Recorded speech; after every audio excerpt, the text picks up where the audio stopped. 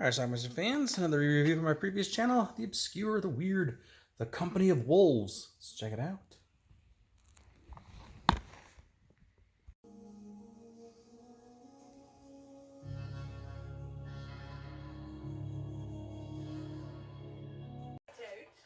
Movie starts with a family in modern times. She said she had tummy, so she's sulking in her room. It's her age. It's David Warner, So were you once. Now go awake. the girl's sister.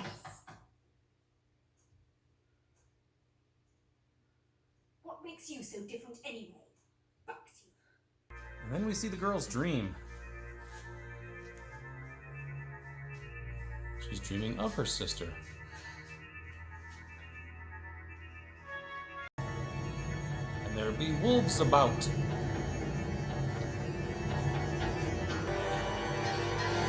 Lots of them. And now her sister's dead, and we're also in the late 18th century.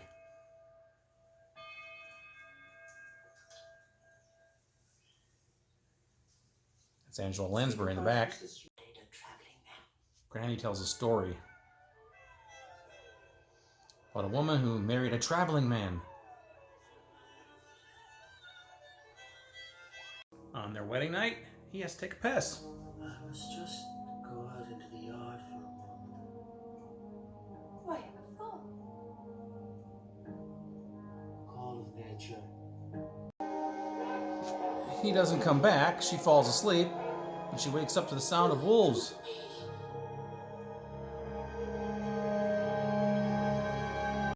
Several years pass. She married somebody else, had children, and then out of the blue, her husband comes home. Her first husband.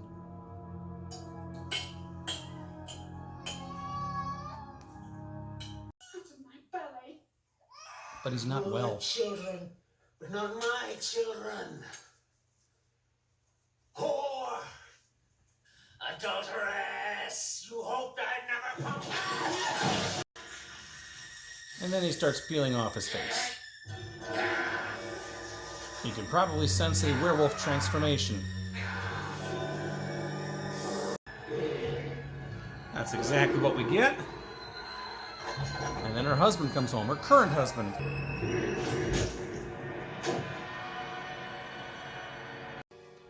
Another one of Granny's stories.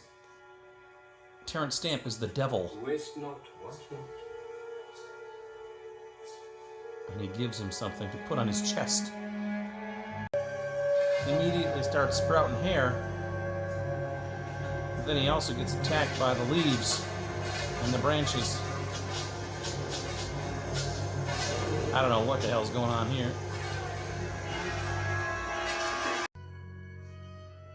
There's a lot of weirdness in this film.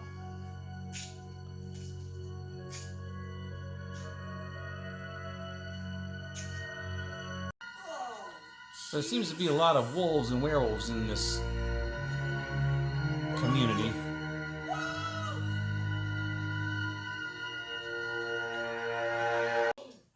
So I wasn't good enough for you. I was one. At this dinner party sequence, everybody starts turning.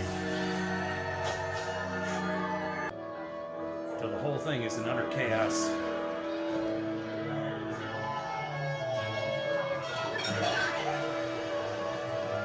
Back in the woods again, and they track one.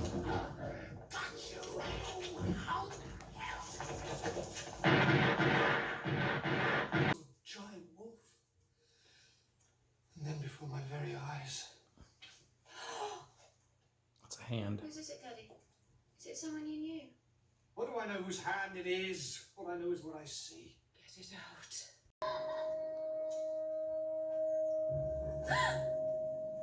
This? Where did you spring from? Did I scare you? I am sorry. I'll make a bet with you. I bet you anything you like that I get to your granny's house before you. Because I'll use my compass to help me across the country. Well, he does get to Granny's first.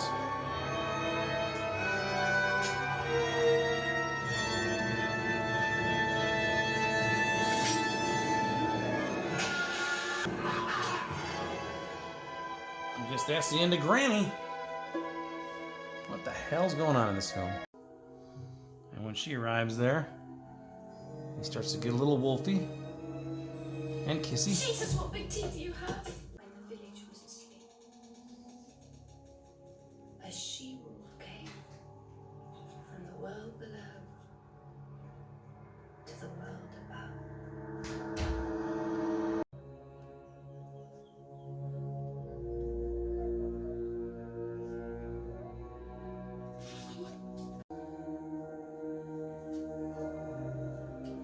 And a girl appears. This is. Can you speak, my child? And then she runs free through the town. I think she's naked, although you can't really see anything.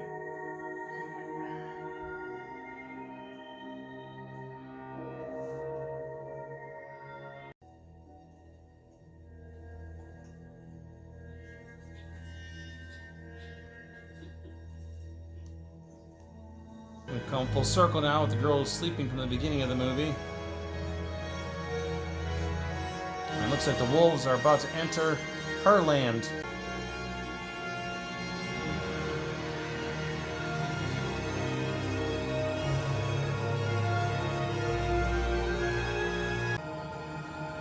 I guess it's supposed to be some sort of symbolism about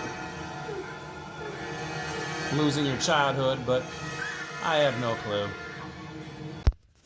All right, let's talk about Company of Wolves. This is a movie that I taped back when it first came on cable, probably back in 1985 or 86. Had it on a Sony tape, a couple other movies on the tape. I can't remember what else was on there, but actually I think Cujo was on there with it. But anyway, the movie itself is a movie that's kind of really confused and perplexed me over the years. I remember seeing like commercials for this when I was out in the theater, and I really wanted to see it because I like horror movies, werewolf movies especially. You know, I'd just seen The Howling and American Werewolf in London a couple years prior, so another wolf movie seemed pretty cool. Silver Bullet came out about the same time too. So I was kind of excited to see this, although I must say I was disappointed by watching it, and I've been disappointed ever since. I don't understand this movie, to be honest with you. It's some sort of like artsy, fartsy, weird fantasy werewolf thing. It's not just a straight traditional story, and maybe it's more highbrow than I can understand. I just don't get it.